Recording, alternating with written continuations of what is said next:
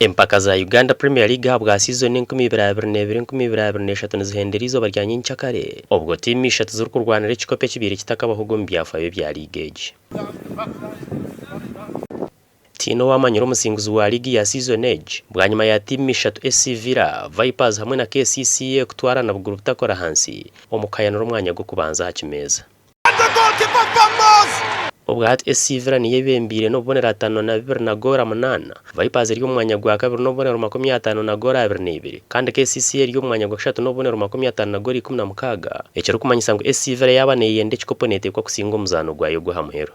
Amazano yazo ya muheru SC Villa baherereka kusinga ikikope cyo mwaka gw'2024 URA, Vipers neta ya Isabusoga United kandi KCCA na yeryo mukarugo go kulitana na Bright Stars.